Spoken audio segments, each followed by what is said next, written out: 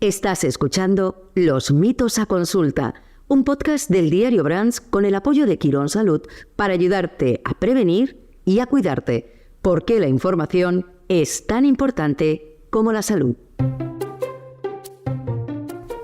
En España, alrededor de 800.000 personas padecen Alzheimer. En la actualidad, se calcula que un 5% de los mayores de 65 años están afectados con esta enfermedad, mientras que este porcentaje sube hasta un 20% cuando hablamos de octogenarios.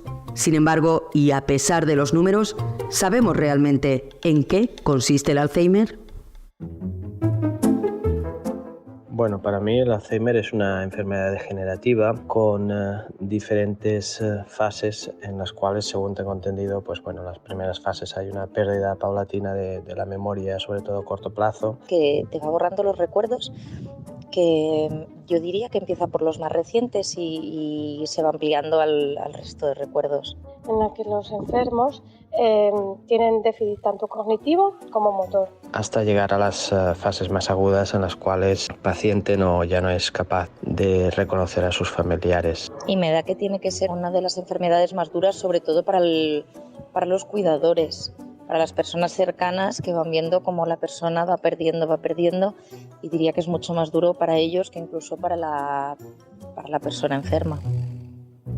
El Alzheimer produce demencia porque provoca problemas progresivos, acumulativos en las funciones del cerebro que conducen a la pérdida de la capacidad y finalmente a la pérdida de la identidad de uno mismo. El que habla es el doctor José Carlos Fernández Ferro, jefe de neurología del Hospital Universitario Infanta Elena, y quien desde su consulta atiende a diario las dudas más frecuentes relacionadas con esta enfermedad, cuyo origen sigue siendo un misterio. El origen, la causa del Alzheimer no es del todo bien conocida. Sí sabemos que la edad y que el sexo femenino son sus factores de riesgo más importantes. Cuando analizamos los cerebros, cuando hacemos análisis patológicos de los cerebros, es una enfermedad que nos muestra que hay pérdida de neuronas, hay pérdida de cuerpos neuronales y, casi más importante, una disminución de la densidad del contacto entre las neuronas que quedan, además del acúmulo y un aumento de la densidad de depósito de unas proteínas que a muchas personas ya les sonarán, de nombre ya famoso, y de las que se habla cada vez más, que son la proteína amiloide y la proteína tau.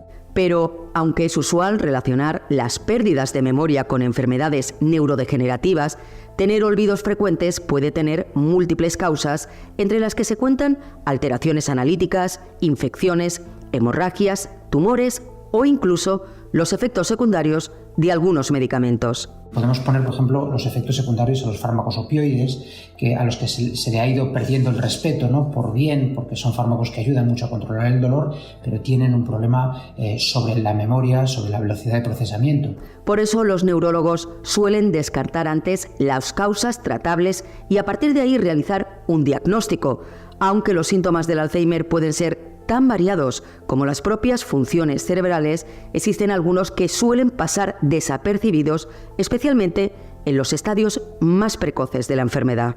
Uno de ellos es la falta de conciencia de los déficits, o al menos evadir situaciones que al paciente le dejan en evidencia por sus déficits, incluyendo o empezando por pedir ayuda, ¿no? No digo que no suceda, pero es raro que un paciente con una enfermedad de Alzheimer acuda a su marido o a su hija a decirle claramente: algo me pasa, no soy el mismo, cada vez me cuesta más leer, por ejemplo, porque no comprendo lo que leo, ¿no? Y otros muy importantes también, los que yo me destacaría, son los problemas afectivos, ¿no? Entendiendo por problema afectivo la depresión y la ansiedad, ¿no? La aparición de este tipo de cuadros, sobre todo a determinadas edades y cuando no hay historia previa en la biografía de los pacientes de problemas de ansiedades o depresiones o problemas parecidos, pueden ser la forma de inicio de una enfermedad neurodegenerativa, y cuando así aparecen nos obligan a indagar un poquito más y a intentar entender si eso puede constituir el primer síntoma de una enfermedad neurodegenerativa. Y ahora, demos un salto en el tiempo. Estamos en 1901 y un médico alemán llamado Dr. Alzheimer está a punto de descubrir a la paciente que lo hará pasar a la historia. Esta paciente sufría un deterioro grave de la memoria con apenas 51 años. El estudio de su cerebro sentó las bases para la identificación de esta enfermedad que no fue reconocida como una demencia recurrente hasta 1971, pero que a día de hoy cuenta con distintos métodos de diagnóstico. Bueno, hacemos dos tipos de estudios cuando estamos delante de un paciente con una sospecha de enfermedad de Alzheimer. Uno es un diagnóstico, por así decirlo, en negativo. Es decir, lo que intentamos es descartar problemas estructurales del cerebro u otros del resto del organismo que puedan repercutir en el cerebro. Y esto lo hacemos mediante pruebas de imagen fundamentalmente, ¿no? Y la segunda prueba que hacemos para diagnosticar en positivo es un escáner especial que llamamos PET.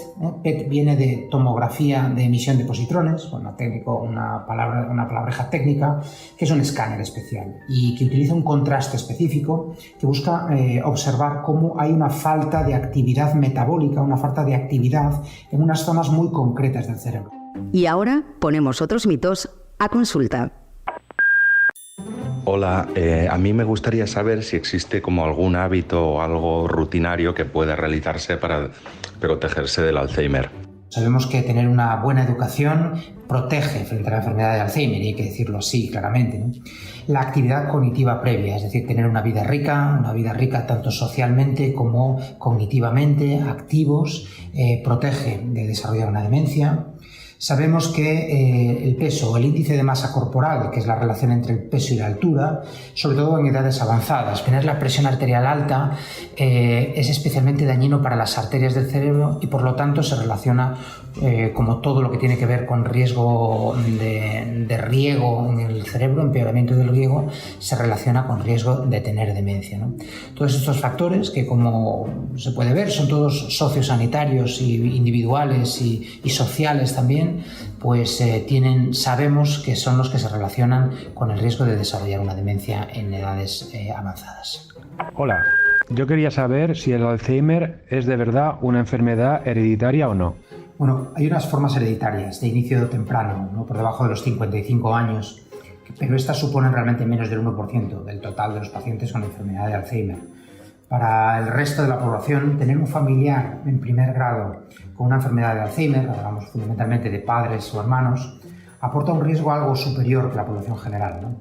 En general, es poco hereditaria. Con este capítulo llegamos al final de la temporada y, como siempre, recomendamos consultar con un experto si consideramos que tenemos pérdidas de memorias preocupantes, porque la información es tan importante como la salud. Este capítulo lo ha editado David Román. Yo soy Tatiana López y esto es Los mitos a consulta.